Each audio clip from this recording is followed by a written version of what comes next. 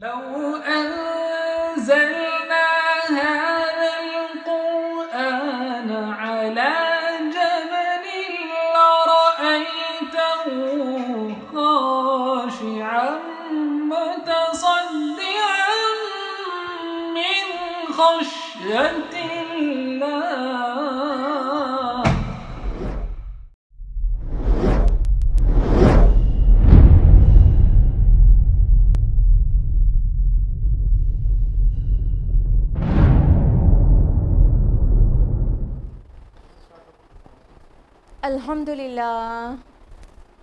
الحمدللہ نحمده ونستعینه ونستغفره ونؤمن به ونتوکل علیہ ونعوذ باللہ من شرور انفسنا ومن سیئات اعمالنا من يهده الله فلا مضل له ومن يضلل فلا هادي له ونشهد ان لا اله الا الله وحده لا شريك له ونشهد ان محمدا عبده ورسوله اما بعد وأعوذ باللہ من الشیطان الرجیم بسم اللہ الرحمن الرحیم رب اشرح لی صدری ویسر لی امری واحلل عقدۃ من لسانی یفقہوا قولی.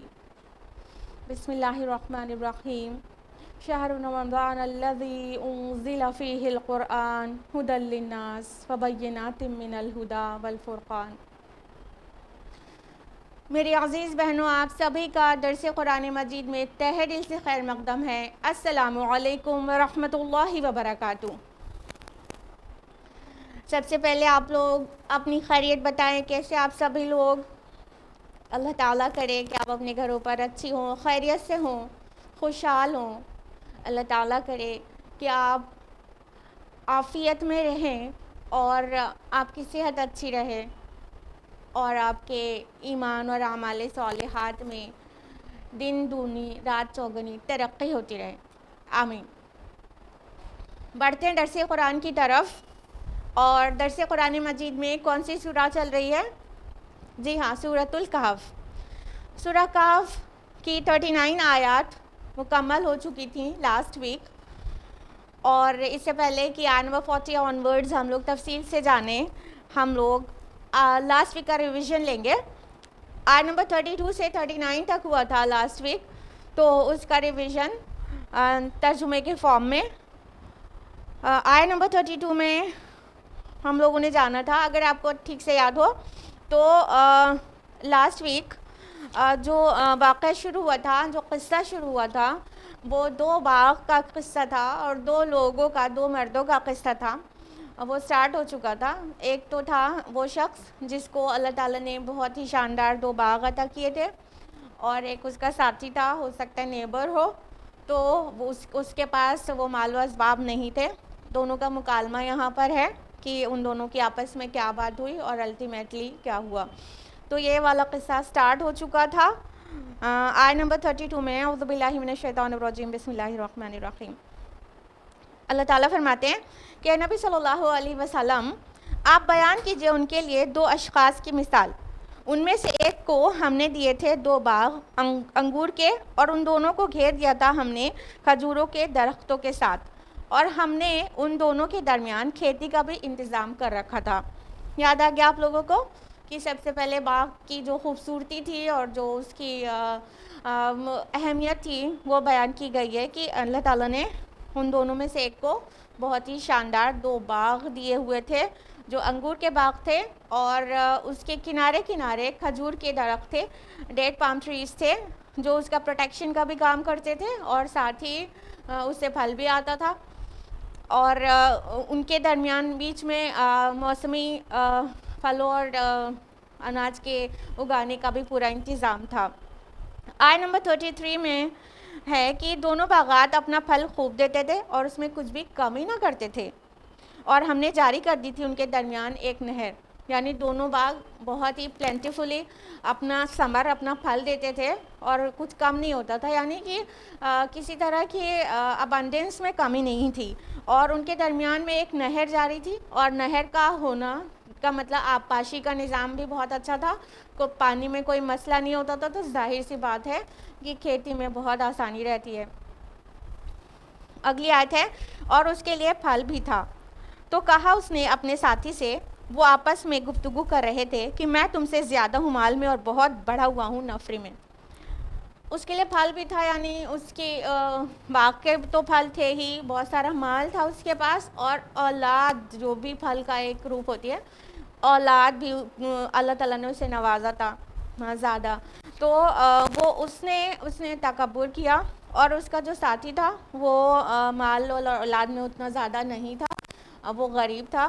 تو اس کو کہا کہ میں تم سے زیادہ ہوں، ہاں مال میں بھی اور نفری میں بھی، سب طرح سے اللہ نے مجھے زیادہ دیا ہے. اللہ کی طرف وہ منسوب نہیں کر رہا تھا، ایکچولی اللہ نے دیا تھا. آیت نمبر 35 میں ہے کہ اور وہ داخل ہوا اپنے باغ میں اس حال میں کہ وہ اپنی جان پر ظلم کر رہا تھا. اس نے کہا میں نہیں سمجھتا کہ یہ باغ کبھی برباد ہو سکتا ہے.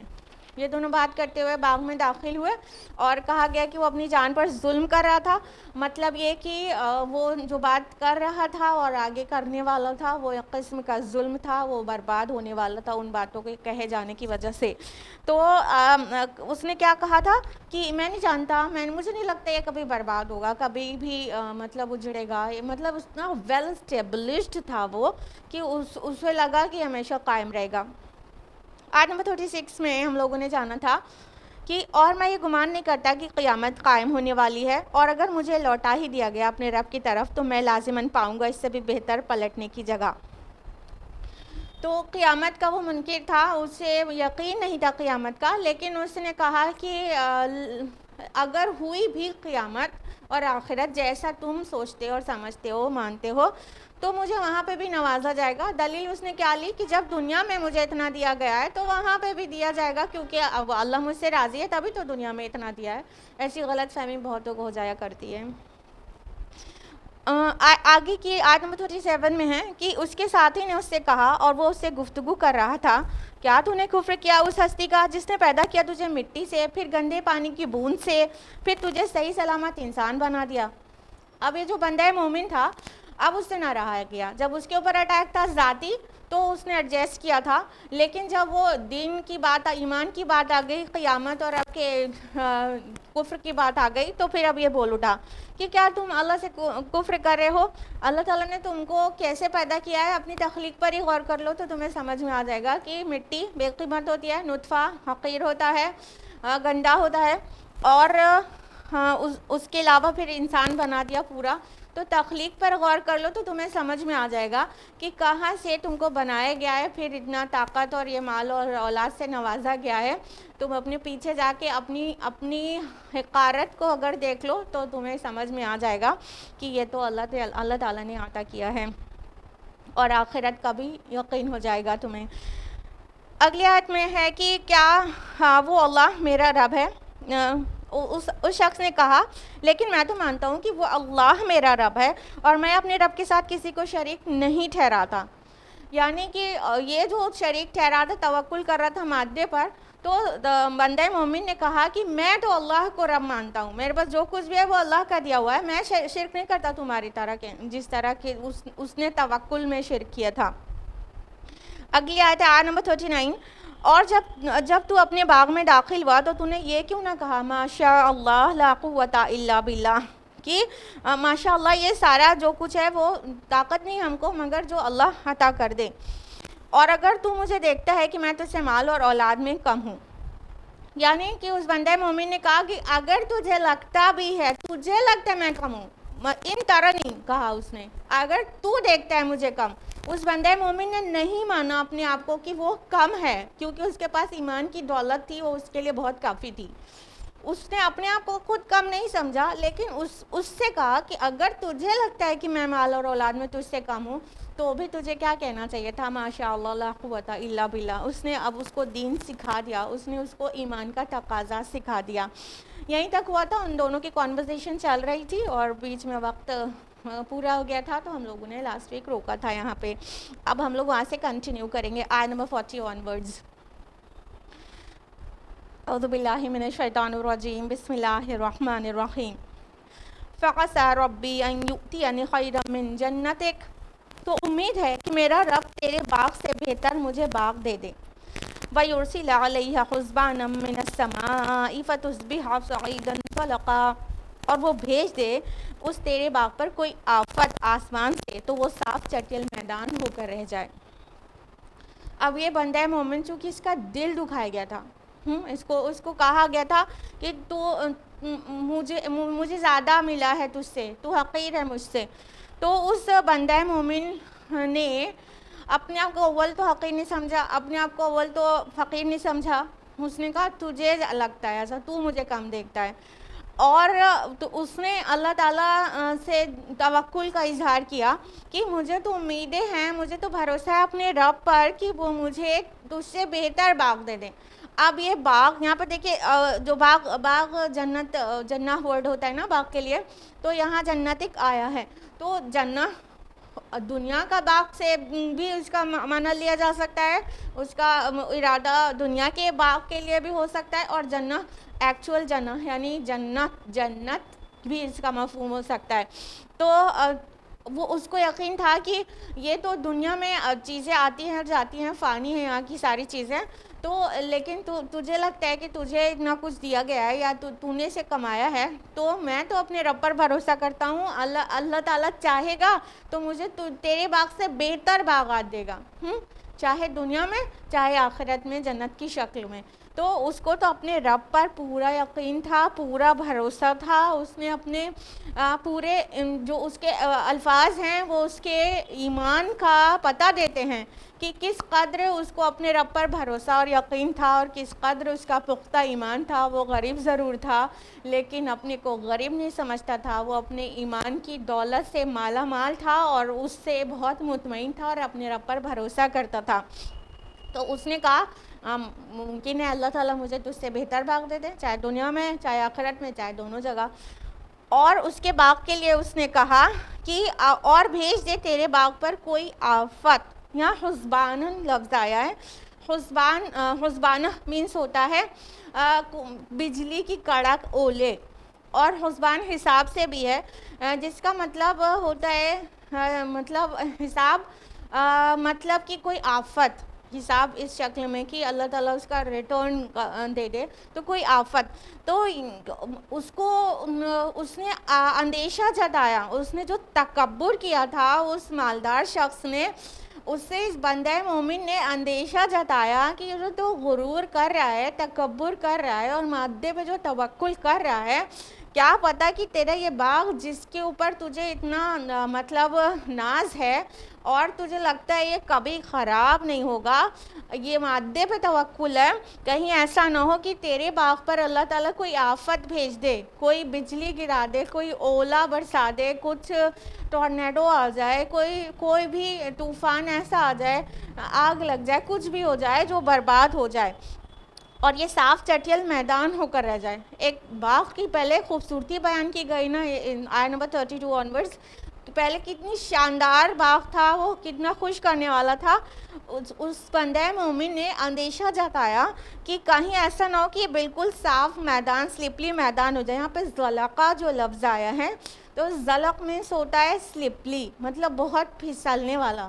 تو وہ باغ میں تو اتنا ریجز اینڈ فروز اور اتنی شانداری سے، اس میں بہت سارے درخت تھے، انگور کی بیلیں تھیں اور وہ کھجور کے درخت تھے، کھیتی کے مختلف اقسام بھی وہاں پر تھی۔ تو وہ تو چکنا سپاٹ چٹیل میدان تو نہیں تھا نا، وہ تو اتنا خوبصورت ایک دم سرسبز باغ تھا۔ تو اس بندہ مومن نے یہ مطلب اسے خوف دلایا کہ جو تو نے مطلب کلمہ کفر ادا کیا ہے، کفر ان دا سینس کہ اللہ پر توکل کرنے کے بجائے وہ اپنی قابلیت، اپنی محنت اور اپنے جو اسباب ہیں اس پر توکل کر لیا۔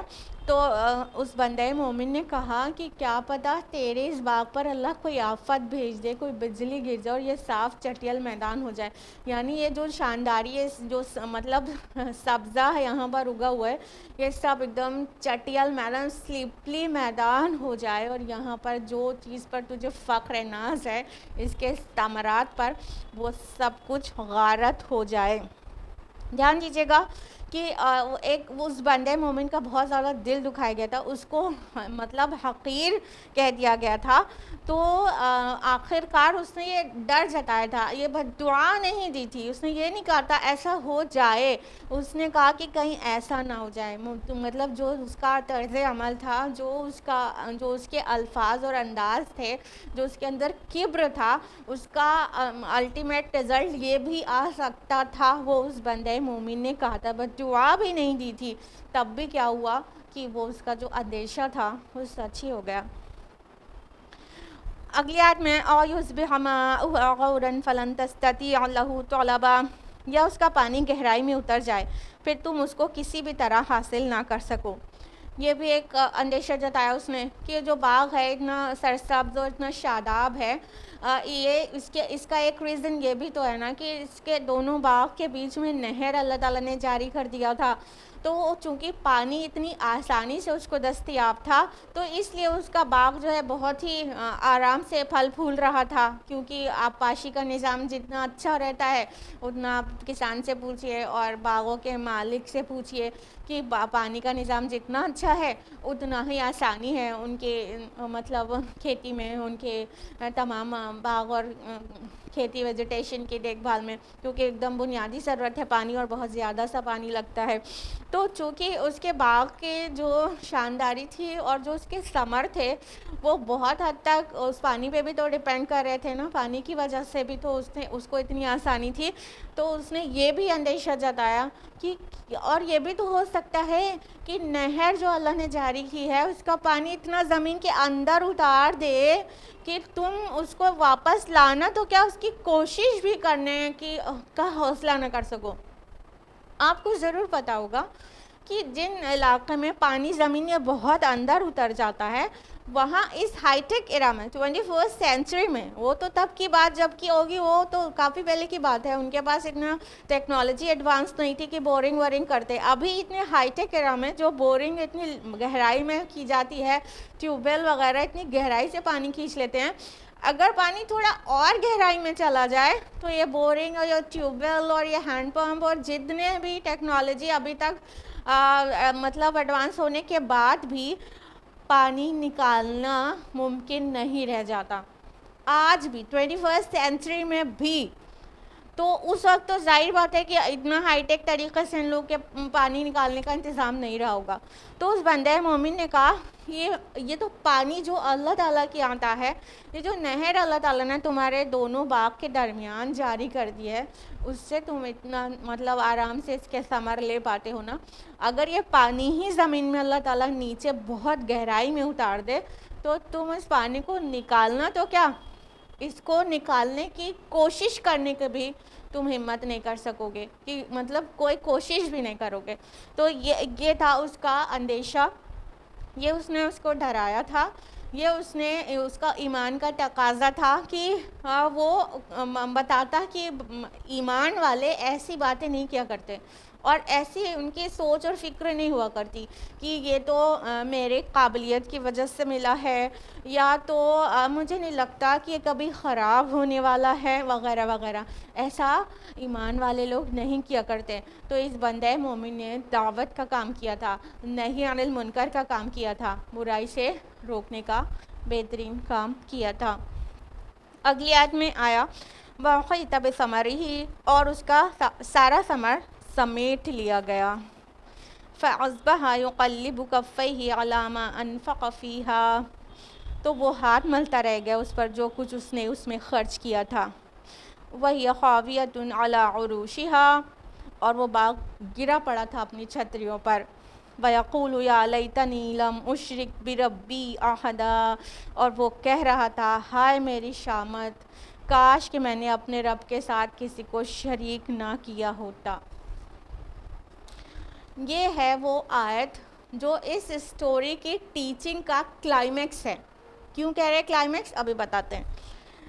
فرمایا اللہ تعالیٰ نے کہ اس کا سارا ثمر سمیٹ لیا گیا.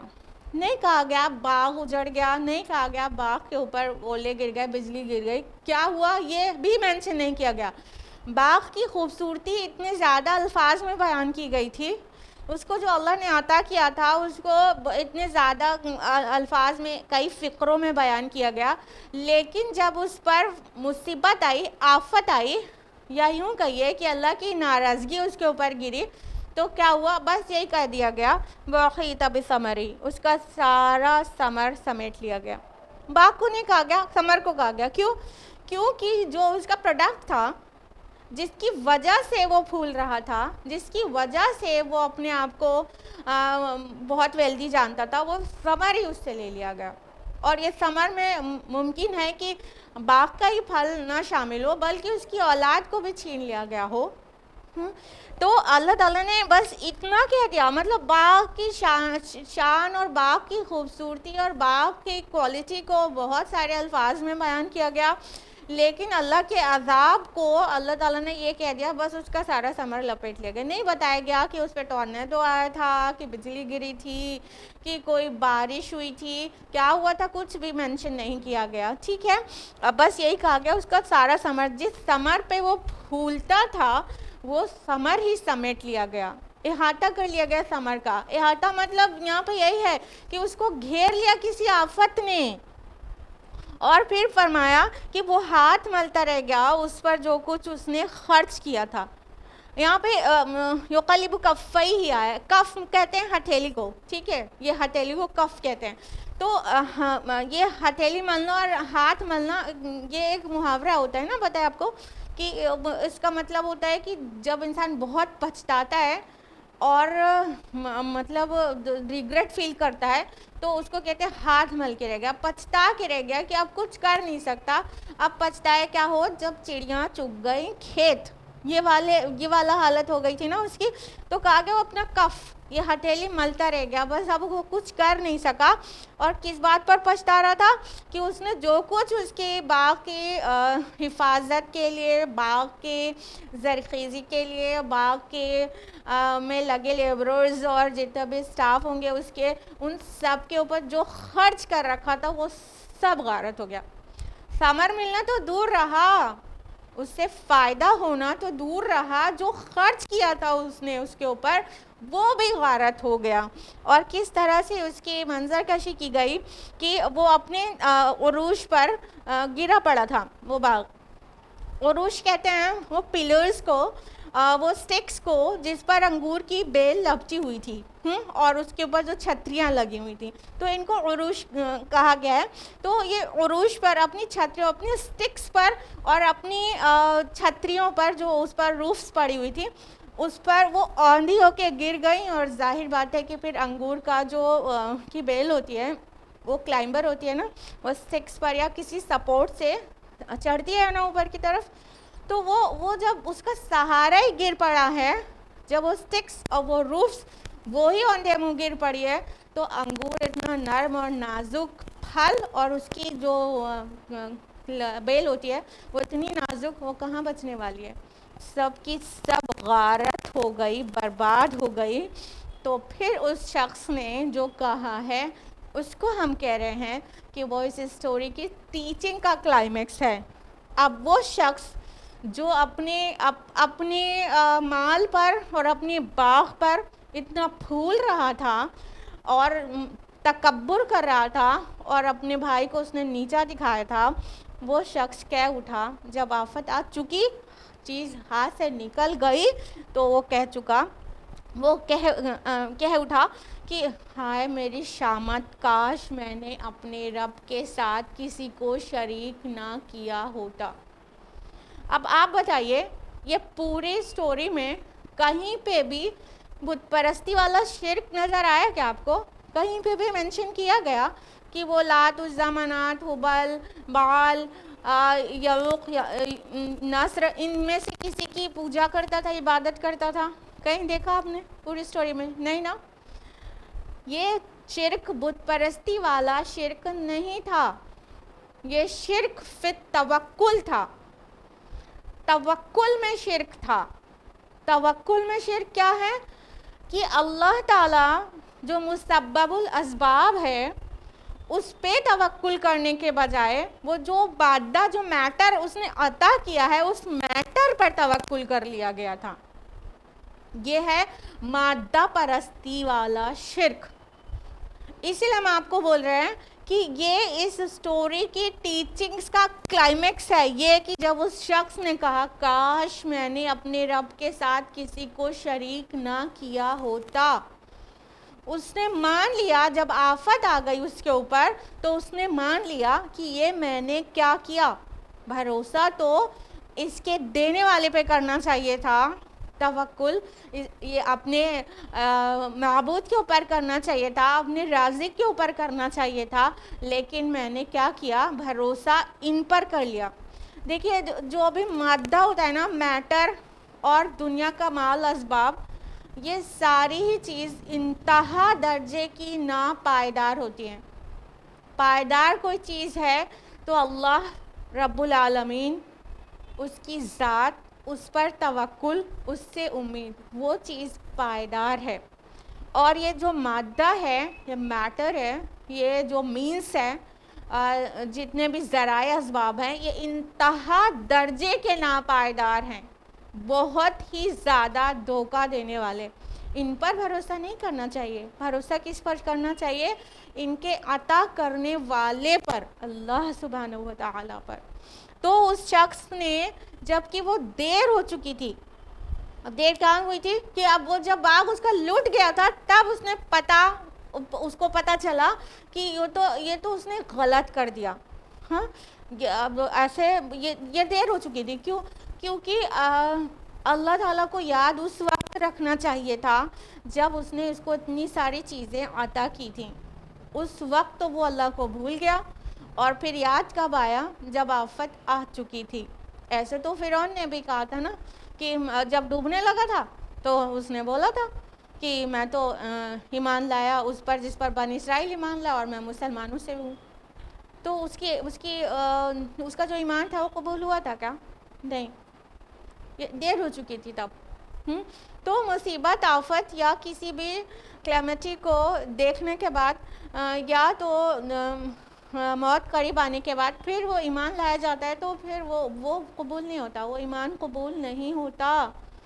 صحیح وقت پہ ایمان لانا ہوتا ہے. تو اس کو بھی جو کچھ عطا کیا گیا تھا اس وقت رب کا شکر گزار ہونا چاہیے تھا, اس نے نہیں کیا. اور جب وہ مصیبت میں پڑا تب اسے ہوش آیا کہ اس نے اپنے رب کے ساتھ شرک کیا. علامہ اقبال کو مصرع ہے نا, تہذیب کے آزر نے ترشوائے صنم, اور یہ وہی صنم ہے. کون سے صنم ہیں؟ کون سے بت ہیں؟ یہ مادہ پرستی کا بت ہے جو انسان اپنے سینے میں بیٹھا لیتا ہے. اور ہم نے لاسٹ ویک بھی آپ کو بولا تھا کہ اس دور کا سب سے بڑا شرک اور سب سے بڑا شرک ہے میٹیریلزم, مادہ پرستی. وہ ٹائم گیا جب بت پرستی سب سے بڑا شرک تھا. اب کے ٹائم میں مادہ پرستی سب سے بڑا شرک ہے.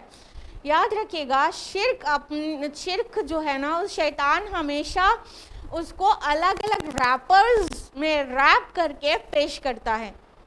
And we have to recognise it. اگر ہم نے اس کو نہیں پہچانا تو پھر بہت غلطی کر بیٹھیں گے. اگر انسان یہ سمجھ رہا ہے, انکلوڈنگ مسلمز, کہ اگر وہ بتوں کے آگے سجدہ کرنا شرک ہے بس, تو بہت بڑی غلطی کر رہا ہے. اس دور کا سب سے بڑا شرک ہے مادہ پرستی, اور آنے والے دور کا اٹ میں بھی پاسبل کہ وہ کچھ اور ہو.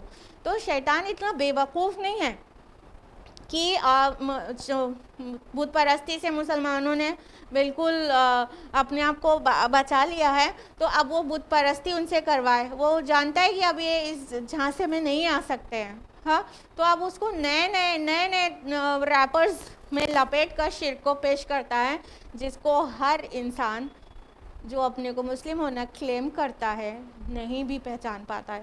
تو اس کو غور کرنے کی ضرورت ہے. جب اللہ تعالیٰ کچھ عطا کرے تو اس کی ہی طرف منسوب کرنا چاہیے, اور اپنی ساری کوالٹیز, اپنی ساری عبادتیں, اپنے سارے جو قربانیاں ہیں وہ سب اللہ کے لیے ہی کرنا چاہیے. جیسا کہ اللہ تعالیٰ نے فرمایا سورہ انعام سورہ نمبر 6 آیت نمبر 162 میں, قُلْ إِنَّ صَلَاتِي وَنُسُكِي وَمَحْيَايَ وَمَمَاتِي لِلَّهِ رَبِّ الْعَالَمِينَ. کہو کہ بالیقین میری ساری نمازیں، میری عبادت و قربانیاں، میرا جینا، میرا مرنا اللہ کے لیے ہے جو تمام جہانوں کا رب ہے۔ ہونا تو یہ چاہیے تھا نا، ہر ایک چیز اللہ کی طرف منسوب کرتے، لیکن ہو کیا گیا کہ جو کچھ دنیا میں عطا کیا گیا ہے وہ بھی ہم نے اپنا سمجھ لیا، میرا میرا اور میرا۔ تو اللہ تعالیٰ ناراض نہیں ہوگا؟ اللہ تعالیٰ ناراض نہیں ہوگا؟ اللہ کے نبی اور اس میں ایک ٹیچنگ اور پنہا ہے، اس کو غور کرنے کی ضرورت ہے کہ کسی بھی بندہ مومن کو ہرٹ کرنے سے بچیں۔ اگر کسی بھی اللہ والے کو تکلیف پہنچائی تو اس کا دل دکھنے بھر سے بہت بڑی قیمت چکانی پڑ سکتی ہے۔ دیکھیے، ایک تو اس شخص کا تھا پرابلم مادہ پرستی جو کہ شرک ہے، دوسرا غلطی اس نے کیا کی تھی کہ ایک اللہ والے کا دل دکھایا تھا۔ اس نے کہہ دیا تھا میں تجھ سے بہتر ہوں، میرے پاس زیادہ ہے۔ ہاں، تو اس بندہ مومن کا دل دکھا تھا۔ اللہ کے رسول صلی اللہ علیہ وسلم نے فرمایا اتقوا فراست المؤمن، مومن کی فراست سے بچو۔ اور صحیح بخاری کی حدیث ہے کہ اللہ تعالیٰ اللہ کے رسول فرماتے ہیں کہ اللہ تعالیٰ فرماتا ہے، حدیث قدسی ہے کہ اگر کسی نے میرے کسی ولی کو تکلیف پہنچائی، اس کا دل دکھایا اور میرے کسی ولی کے ساتھ دشمنی کی تو اس کے ساتھ میرا اعلان جنگ ہے۔ اللہ اکبر! وہ شخص اللہ کا ولی تھا، اللہ کا دوست تھا، اس نے مالدار شخص نے دل دکھایا تھا، تو اللہ تعالیٰ اس کے ساتھ جنگ نہیں کرے گا؟ اللہ تعالیٰ نے تو پہلے بتا دیا تھا نا۔ ہاں، تو اس سے ہمیں یہ بھی ٹیچنگ ملتی ہے، ایک تو مادہ پرستی سے بچنا، اور دوسری یہ بھی ٹیچنگ ملتی ہے کہ کسی کا بھی دل دکھانے سے بچیں۔ کیا پتہ وہ اللہ کے بہت قریب، بہت نزدیک ہو، اللہ کا بہت مقرب بندہ ہو اور اللہ کو بہت پسند ہو، اور اگر اللہ تعالیٰ کے بہت پسندیدہ بندے کا دل دکھایا گیا تو اللہ تعالیٰ اس بندے سے بدلہ لے گا جس نے اس کا دل دکھایا ہے۔ وہ اللہ تعالیٰ بڑی آن بان اور شان والا ہے، وہ اپنے ولی کی، اپنے دوستوں کی بہت فکر کرتا ہے، اور ان کا دل دکھایا جائے تو اللہ بدلہ لیتا ہے۔ اس لیے آئندہ ان چیزوں کا بہت زیادہ خیال رہے کہ کبھی بھی کسی کا دل نہ دکھائیں، خصوصاً غرور میں پڑھ کر۔ اگلی آیت ہے وَلَمْ تَكُنْ لَهُ فِئَةٌ يَنْصُرُونَهُ مِنْ دُونِ اللَّهِ وَمَا كَانَ مُنْتَصِرًا، اور نہ ہوئی اس کے لیے کوئی جماعت جو اللہ کے مقابلے میں اس کی مدد کو آتی، اور نہ وہ خود ہی انتقام لینے والا بن سکا۔ جب یہ مصیبت آئی اس کے اوپر تو کوئی بھی اس کو روک سکا، کوئی بچانے والا، کوئی مددگار، کوئی ہیلپر ملا اس کو؟ وہ جن بیٹوں پہ اترا رہا تھا اور غرور کر رہا تھا، وہ بیٹے وہ اس کی مدد کو پہنچے؟ ہاں، جب اللہ بدلہ لیتا ہے نا تو اس ہائی ٹیک ایرا میں بھی کوئی کچھ نہیں کر پاتا۔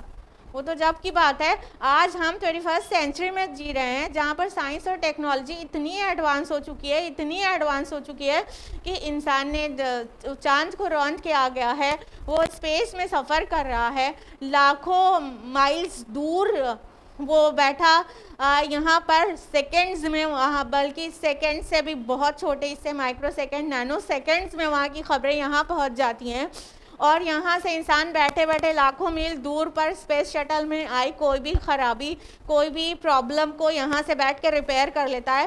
اس ایرا میں ہم جی رہے ہیں، اسٹل ہم لوگ اس چیز پر قادر نہیں ہیں کہ کہیں بجلی گرنے والی ہو تو یہ ویدر فورکاسٹنگ ان کی جو ہے وہ رپورٹ کر دے کہ ابھی آدھے گھنٹے کے بعد فلاں جگہ بجلی گرے گی۔ پتہ چلتا ہے ویدر فورکاسٹنگ کا پورا نظام ہے، بڑے بڑے سپر کمپیوٹرز لگے ہیں ویدر فورکاسٹنگ کے لیے، بٹ اسٹل کیا ہے کہ ابھی بھی انسان بالکل ہار جاتا ہے جب اللہ تعالیٰ کی طرف سے کوئی کلیمٹی آنی ہوتی ہے تو یہ پتہ نہیں لگا پاتے، یہ ساری سائنس ٹیکنالوجی دھری رہ جاتی ہے۔ ہاں، ریکٹر اسکیل پر ہم جو ارتھ کویک ہے اس کی تیزی کو تو ناپ سکتے ہیں، لیکن ارتھ کویک آنے سے کچھ منٹ پہلے بھی کسی بھی ویدر فورکاسٹنگ کو پتہ نہیں چلتا ہے کہ تھوڑی دیر کے بعد زلزلہ آنے والا ہے، پتہ چلتا ہے؟ تو اللہ تعالیٰ کا جب عذاب آتا ہے نا تو اس دور میں تو کیا اس دور کی ساری سائنس ٹیکنالوجی دھراشاہی رہ جاتی ہے، اور قیامت بھی اسی طرح چپکے سے آ جائے گی. ابھی سائنس اور ایڈوانس ہوگی بس، بٹ اس کے بعد بھی قیامت کا پتہ کسی کو نہیں لگ پائے گا. ابھی جب یہ قیامت کا پتہ دیتے ہیں وہ جھوٹ نکل جاتا ہے، آپ سب کو پتہ ہے. کبھی کہتے ہیں کہ کون سی چیز اسپیس میں ارتھ کے ساتھ ٹکرانے والی ہے، قیامت آنے والی ہے، بالکل جھوٹ نکل جاتا ہے، وہ نہیں ہوتا ہے. ہاں، اور جب سچ مچ قیامت آئے گی تو یہ پتہ نہیں لگا پائیں گے، اور بس وہ آ جائے گی چپکے سے.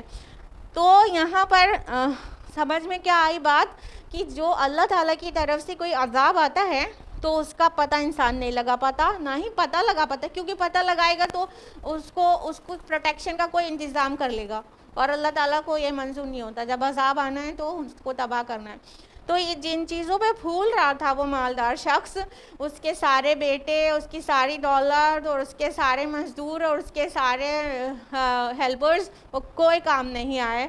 اللہ تعالیٰ کے عذاب سے بچانے میں کوئی ہیلپ نہیں کر سکا، اور نہ ہی وہ انتقام لینے والا بنا. کسی کے اندر ہمت ہے اللہ تعالیٰ کی طرف سے کوئی کلیمٹی آ جائے تو اس سے اللہ تعالیٰ سے انتقام لے لے؟ معاذ اللہ. کسی اور نے کچھ کیا ہوتا، ابھی کسی پڑوسی نے کوئی آگ وگ لگا دی ہوتی تو پھر اس کی تو جان پر آ جاتی، پھر اسے بدلہ لیتا ہے مالدار انسان نا. لیکن جب اللہ تعالیٰ کی طرف سے کوئی چیز آتی ہے تو کس سے بدلہ لے گا؟ اللہ تعالیٰ سے لے سکتا ہے. کوئی بجلی گر گئی، کوئی طوفان آ گیا، تو اس میں جو نقصان ہوتا ہے وہ کوئی بھی انسان کسی سے بدلہ لیتا ہے؟ بس ہاتھ مل کے رہ جاتا ہے نا. تو کیا پتہ چلتا ہے اس سے کہ اللہ تعالیٰ سے بچانے والا کوئی نہیں ہے، اور نہ اللہ تعالیٰ سے کوئی انتقام لینے پر قادر ہے. تو اس سے لیے بہتر یہ ہے کہ جب اللہ عطا کرے تو شکر گزاری کرو تاکہ اللہ اور دے، اور جب اللہ تعالیٰ رزق کو کھینچ لے تو صبر کرو تاکہ اللہ تعالیٰ کے ہاں جو ٹیسٹ میں پاس ہو جاؤ. اگلی آیت ہے ہنالک الولایۃ للہ الحق. یہاں تو تمام اختیار اللہ ہی کا ہے جو الحق ہے. هو خیر ثوابا و خیر عقبا. وہی بہتر ہے انعام دینے میں بھی اور وہی بہتر ہے عاقبت کے اعتبار سے بھی. اب اللہ تعالیٰ آگے فرما رہے ہیں کہ یہاں تو تمام کا تمام اختیار، کل کا کل اختیار اللہ ہی کا ہے جو کہ حق ہے. یہاں پہ دھیان دیجیے گا، لفظ ولایا استعمال ہوا ہے، ٹھیک ہے. ولایت کہتے ہیں واو کے فتحہ کے ساتھ، ٹھیک ہے، واو پر زبر ہو، ولایت. ولایت کہتے ہیں حکومت کو، اقتدار کو، اختیار کو، ٹھیک ہے. اور جب یہ واو کے زیر کے ساتھ آتا ہے ولایت، تو ولایت کا معنی بنتا ہے دوستی اور محبت. تو یہاں پر ولایا لفظ آیا ہے، اور ولایا کے لیے بہت ساری جگہ قرآن مجید میں الا ان اولیاء اللہ لا خوف علیہم ولا هم یحزنون، سورہ یونس کی آیت نمبر 62، کہ بے شک اللہ کے دوستوں کو نہ ہی کوئی خوف ہے اور نہ ہی کوئی رنج ہے. تو یہاں پہ ولایا آیا ہے. تو ولایت لفظ آیا یہاں پہ، اللہ تعالیٰ نے فرمایا کہ تمام جو اس کا معنی رہے گا کیا رہے گا، وہ رہے گا اختیار، اقتدار، حکومت، پاور. تو یہ کیا ہے؟ اللہ تعالیٰ کے ہاتھ میں ہے نا کل کا کل پاور، کل کا کل اختیار، کل کا کل حکومت، کل کی کل بادشاہت کس کے ہاتھ میں؟ اللہ کے ہاتھ میں ہے. جب اللہ تعالیٰ نہیں چاہتا کسی کو پروٹیکٹ کرنا تو اس کو کوئی بھی اللہ تعالیٰ کے عذاب سے بچا نہیں سکتا، اور اللہ تعالیٰ چاہتا ہے کسی کو پروٹیکٹ کرنا تو کوئی بھی اسے نقصان نہیں پہنچا سکتا، بال بھی کا نہیں کر سکتا. تو فرمایا کہ یہی بہتر ہے انجام کے لحاظ سے بھی کہ اللہ تعالیٰ کو اپنا ولی، اپنا کارساز، اپنا حاکم، اپنا شہنشاہ تسلیم کیا جائے، اور یہی انعام دینے میں بھی، اور وہی بہتر ہے عاقبت کے اعتبار سے بھی. یہاں عقبہ لفظ آیا ہے. عقبہ عقب سے ہے. عقب کا معنی ہوتا ہے پیچھے آنا، ایک بعد میں آنا، ٹھیک ہے. تو عاقبت آپ لوگ یوز بھی کرتے ہوں گے آخرت کے لیے، کیونکہ وہ بعد میں آتی ہے، پیچھے آتی ہے، پہلے دنیا پھر آخرت ہے نا. تو یہاں پر جو عاقبت عقبہ لفظ آیا ہے تو وہ انجام کے معنی میں آیا، کیونکہ انجام بعد میں ظاہر ہوتا ہے، پہلے انسان کا ایفورٹ ہوتا ہے دین ریزلٹ ہوتا ہے نا. تو فرمایا کہ مطلب اللہ تعالیٰ کو ولی، اللہ تعالیٰ کو اپنا کارساز، اور اللہ تعالیٰ کو اپنا مطلب ہاں وہ مانیں گے کہ اس کے ہاتھ میں سارا اختیار ہے، تو یہ بہت بہتر ہوگا ثواب کے حساب سے بھی اور انجام کے حساب سے بھی۔ اللہ توفیق دے کہ ہم اس پر صحیح اور پختہ ایمان رکھیں، توکل اللہ پہ کریں اور توکل ذرائع اسباب پر نہیں کریں۔ یہاں پر یہ والا رکوع مکمل ہو گیا ہے، لیکن اس سے بہت سملر بات آگے بڑھ رہی ہے، یعنی اس جو سٹوری سے ہمیں جو ٹیچنگ ملی ہے اس کو فردر ایلیبوریٹ کیا گیا ہے آگے کی آیات میں۔ آیت نمبر 45 ہے، وَاضْرِبْ لَهُم مَثَلَ الْحَيَاةِ الدُّنْيَا، اور بیان کیجئے ان کے لیے مثال دنیا کی زندگی کی۔ كَمَاءٍ أَنزَلْنَاهُ مِنَ السَّمَاءِ فَاخْتَلَطَ بِهِ نَبَاتُ الْأَرْضِ، جیسے پانی کہ ہم نے اسے اتارا آسمان سے، پھر اس کے ساتھ مل جل کر نکل آیا زمین کا سبزہ۔ فَأَصْبَحَ هَشِيمًا تَذْرُوهُ الرِّيَاحُ، پھر وہ ہو گیا چورا چورا، اڑائے پھرتی ہیں اسے ہوائیں۔ وَكَانَ اللَّهُ عَلَى كُلِّ شَيْءٍ مُقْتَدِرًا، اور اللہ ہر چیز پر قدرت رکھنے والا ہے۔ اب جو اس سے ہم لوگ نے ٹیچنگ اخذ کی پریویس اسٹوری سے، تو اس کی حقیقت کو فردر اللہ تعالیٰ نے ایلیبوریٹ کیا کہ اب آپ اے نبی ان کے سامنے دنیا کی زندگی کی حقیقت کو واضح کر دیجئے، کھول دیجئے۔ یعنی یہ جو سٹوری ٹیلنگ تھی، this is not just for entertainment, یہ مزے کے لیے نہیں تھی نا، اس کے اندر جو ٹیچنگ تھی وہ لینے کی ضرورت تھی۔ اب اس کانٹیکسٹ میں آئیے، نبی صلی اللہ علیہ وسلم کو جو لوگ نہیں مان رہے تھے اور رسول اللہ اور صحابہ کو وہ حقیر جان رہے تھے اور اپنے سے مال اولاد میں کم دیکھ رہے تھے، تو ان کو یہ اس زمانے میں بھی آج کے لیے بھی ان کو یہ واضح کر دیا گیا کہ جو اصل جو پختہ بات ہے وہ کیا ہے، کہ اللہ پہ توکل جو کرتا ہے، اللہ پہ جو ایمان لاتا ہے، جیت اس کی ہوتی ہے، اور یہ جو تکبر کرتا ہے اللہ کی عطا میں، تو اس کا کیا انجام ہوتا ہے دیکھ لو۔ تم ہمارے نبی کو جھٹلا رہے ہو اور مسلمانوں کو حقیر جان رہے ہو، تو دیکھ لو تم بھی اپنے اس انجام کا انتظار کرو۔ آگے کہا جا رہا ہے کہ اے نبی ان لوگوں کو واضح کر دیجئے دنیا کی زندگی کی حقیقت، اور دھیان رکھیے گا کہ یہ بات صرف مشرکین مکہ کے لیے نہیں کہہ جا رہی ہے، وہ تو ہم آپ کو کانٹیکسٹ بتا رہے ہیں، ٹھیک ہے؟ یہ جو بھی بات آپ سنتے رہیں گے انشاءاللہ اپنے لیے سنتے رہیں گے۔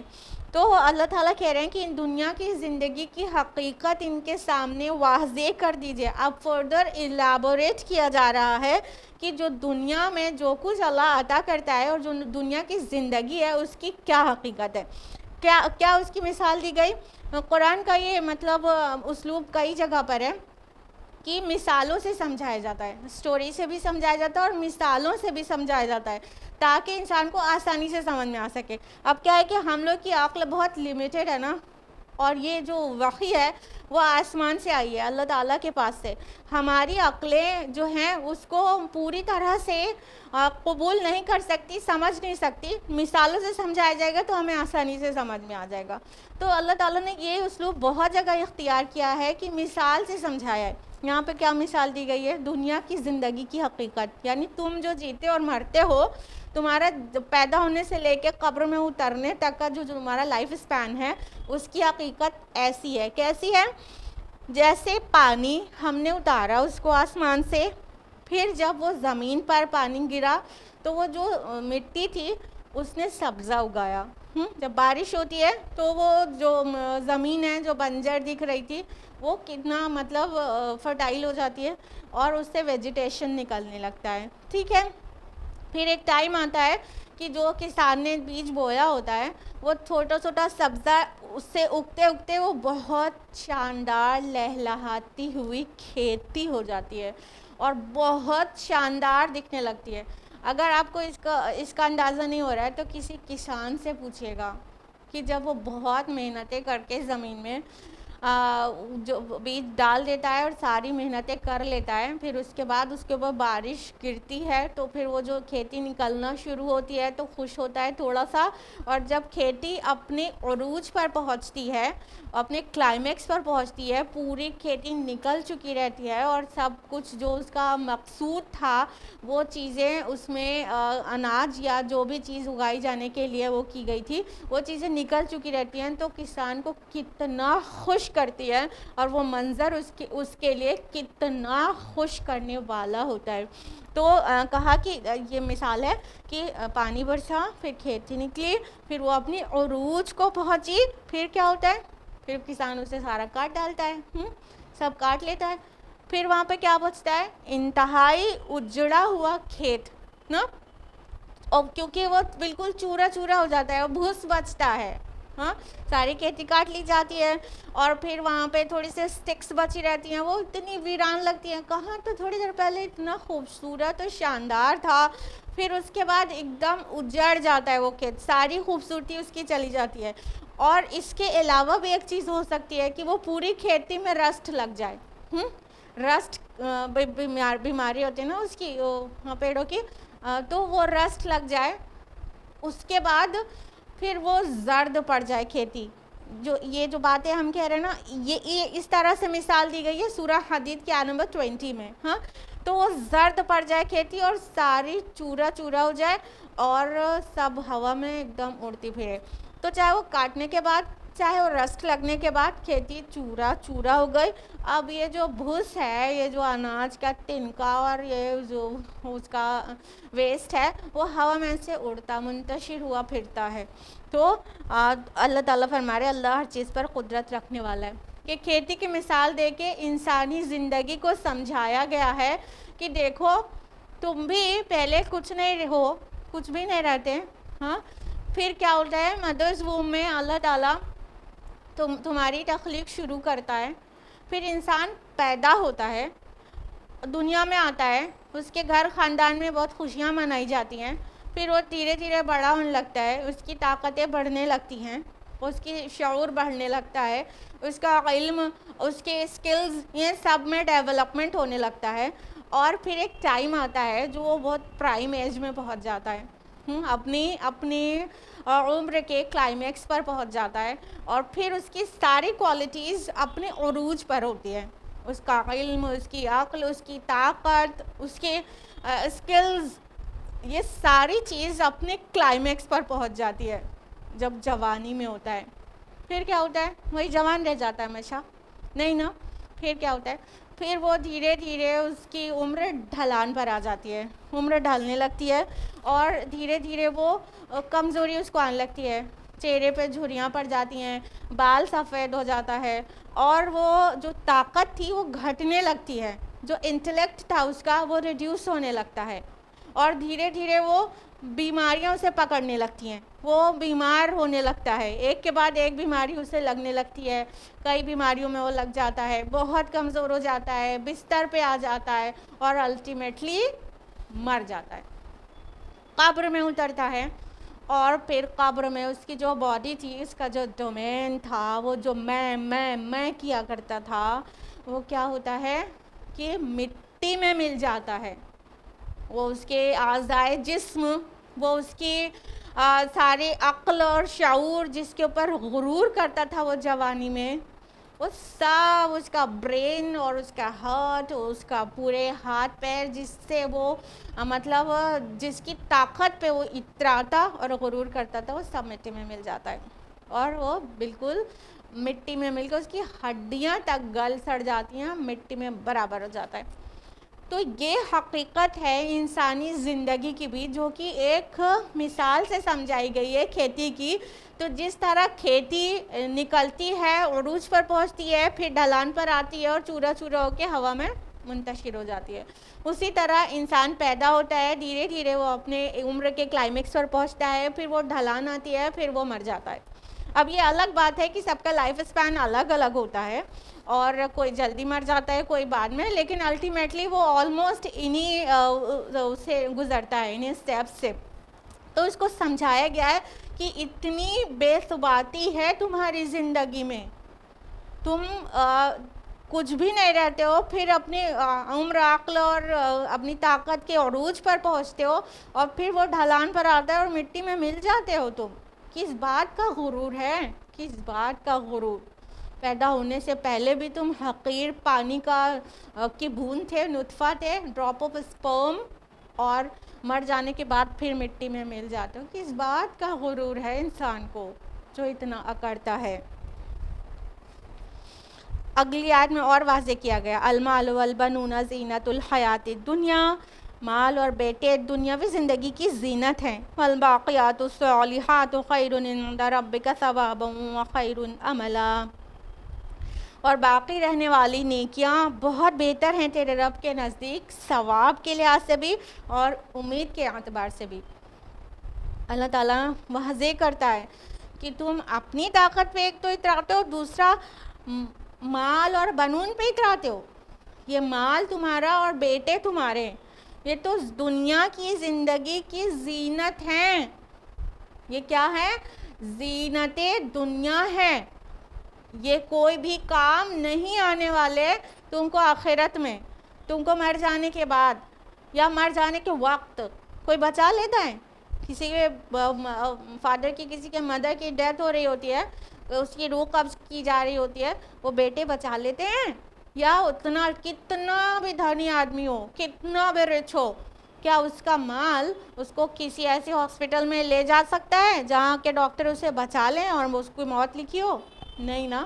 تو یہ مال اور بیٹے یہ دنیا کی زندگی کی زینت ہیں، اور جو چیز بچنے والی ہے وہ کیا ہے؟ باقیات الصالحات، بچنے والی نیکیاں۔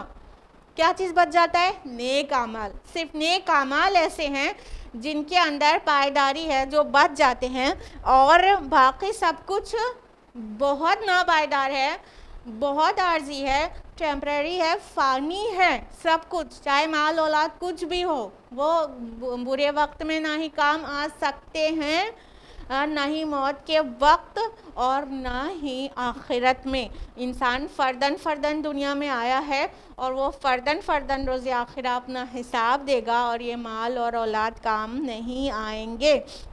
وہ کیا چیز کام آئیں گے؟ باقیات الصالحات، نیکیاں جو باقی رہنے والی ہیں۔ اللہ تعالیٰ نے یہ نیکیوں میں ہی خالی دوام رکھا ہے، یہ باقی رہنے والی ہوتی ہیں۔ غور کریں گے تو آپ کو سمجھ میں آئے گا کہ اللہ تعالیٰ کے لیے جو بھی، اس کی رضا کے لیے جو بھی عمل کیے جاتے ہیں وہی نیکیاں کہلاتی ہیں، صالحات، ٹھیک ہے، اعمال صالحات، تو وہ اللہ کی رضا کے لیے کیے جاتے ہیں، تو ان اعمال کو دوام حاصل ہے۔ اللہ تعالیٰ کے پاس دوام ہے، وہ ہمیشہ رہنے والا ہے، ہمیشہ باقی رہنے والا، تو اس کی رضا کے لیے کیے جانے والے اعمال کا بھی یہ ایٹریبیوٹ ہے کہ اس کو بھی دوام حاصل ہے، وہ بھی ہمیشگی والی ہو جاتی ہیں۔ اور اس کے علاوہ جو کچھ بھی ہے، جو کچھ بھی یعنی مخلوق، تو مخلوق کی رضا کے لیے جو کچھ بھی کیا جاتا ہے اس کو دوام حاصل نہیں ہے، کیونکہ مخلوق دائمی نہیں ہے، مخلوق فانی ہے، وہ پیرش ہو جانے والی ہے، اور جو خالق خالی ہمارا اللہ رب العالمین کی ذات بابرکات، وہی باقی رہنے والی ہے۔ تو جو چیزیں، جو اعمال رب کی رضا کے لیے کیے جائیں گے وہ باقی رہ جائیں گے، اور جو مخلوق کی رضا کے لیے کیے جائیں گے وہ فانی ہیں، کیونکہ مخلوق فانی ہے۔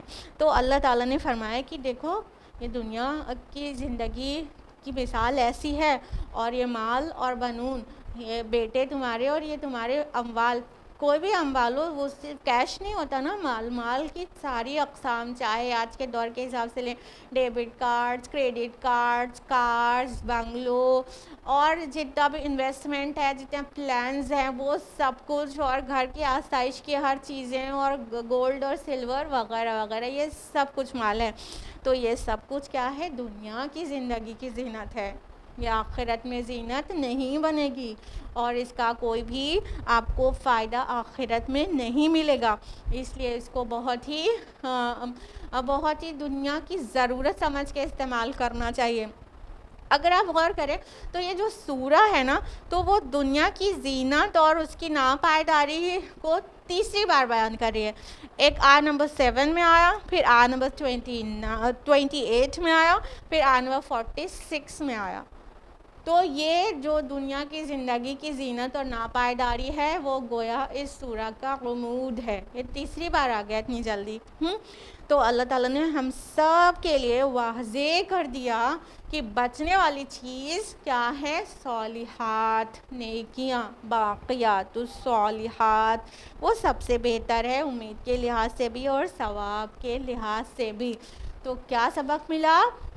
یہ کہ باقیات الصالحات پر فوکس کریں، اپنا توشہ زندگی صالحات کو بنائیں، نیک اعمال گڈ ڈیڈ سے اکٹھا کریں.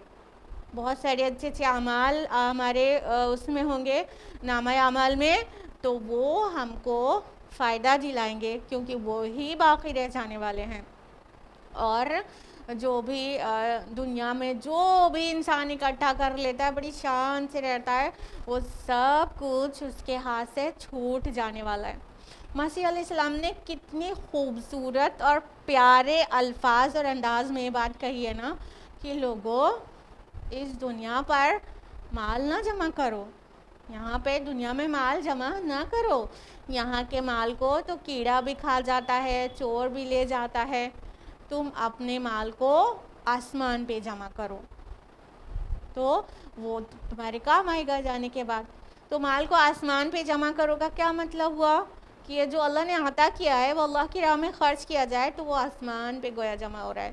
اور جو یہاں ہم اپنے اوپر برت لیں گے، کھا لیں گے، اپنے اوپر استعمال کر لیں گے، وہ یہیں کہ یہیں ختم ہو جائے گا. اور جو بچا کے رکھیں گے تو مرنے کے بعد اسے چھوڑ ہی دیں گے نا. یا تو کوئی چور چکر ڈاکو لے جائے گا، یا تو پھر وہ کسی اور طرح سے نقصان میں چلا جائے گا. کچھ بھی ہو سکتا ہے اگر یہاں چھوڑ دیں گے تو. اور اگر اللہ کی راہ میں خرچ کر دیں گے تو وہ سچ مچ بچ جائے گا، وہ آسمان پہ جمع ہو جائے گا. تو یہ جو چیزیں دنیا کی چیزیں ہیں وہ اللہ کی راہ میں خرچ بھی کرتے رہیں تاکہ وہ جمع ہو. اور یہی صالحات بھی ہوں گی، اور مختلف صالحات ہے، کچھ بھی نمازیں، روزے، اللہ کا تقویٰ اور انفاق فی سبیل اللہ، اور جتنے بھی اعمال ایسے ہیں جو اللہ کے حکم پر ہوں، رسول کے بتائے طریقے پر ہوں، تو وہ سب اعمال صالحات ہیں. اس کے اندر وہ جو ایکسس ہے وہ یہ ہونا چاہیے کہ اخلاص ہو اس کے اندر، رضائے الہی کے لیے ہو، نہ کہ دنیا والوں کو دکھانے کے لیے. بس ظاہر کوئی عمل اچھا ہو اور وہ کسی کو دکھانے کے لیے ہو اور ریا ہو اس میں، تو وہ نیک عمل نہیں ہے. نیک عمل کا جو ایکسس ہے وہ کیا ہے؟ کہ وہ رضائے الہی کے لیے ہو. اگلی آیت میں فرمایا وَيَوْمَ نُسَيِّرُ الْجِبَالَ وَتَرَى الْأَرْضَ بَارِزَةً، اور جس دن ہم چلائیں گے پہاڑوں کو اور تم دیکھو گے زمین کو صاف چٹیل. وَحَشَرْنَاهُمْ فَلَمْ نُغَادِرْ مِنْهُمْ أَحَدًا، اور ہم سب کو جمع کر لیں گے اور ان میں کسی ایک کو بھی نہیں چھوڑیں گے. اب اللہ تعالیٰ آگے فرما رہے ہیں، آخرت کے قیامت کی منظر کشی کر رہے ہیں کہ اور جب تم اللہ تعالیٰ کے یہاں جاؤ گے تو کیا ہوگا؟ تو تمہارا حساب و کتاب ہوگا. اس دن کیسا ہوگا اس کو جان لو کہ یہ جو پہاڑوں کو دیکھتے ہو اتنا مضبوط جمے ہوئے ہیں، یہ چلنے لگیں گے. اور زمین جو ہے، جو جتنی رجز اینڈ فوروز دیکھتے ہو، جو نشیب و فراز دیکھتے ہو، یہ سب کوٹ کر برابر کر دی جائے گی. تو یہ جو پہاڑوں کو ہم دیکھتے ہیں کہ بہت جمے ہوئے ہیں اور بہت وہاں اپنی جگہ پر کھڑے ہوئے ہیں اور بہت مضبوط ہیں، ان کی حقیقت یہ ہے کہ وہ روز قیامہ روئی کے گالوں کی طرح اڑتے پھریں گے، روئی کے گالوں کی طرح. سورہ نمل سورہ نمبر 27 آیت نمبر 88 میں کہا گیا ہے کہ تم کو لگتا ہے کہ یہ پہاڑ جو جمے ہوئے ہیں وہ قیامت کے دن روئی کے گالوں کی طرح اڑتے پھریں گے. روئی کتنے سافٹ ہوتی ہے نا، کاٹن.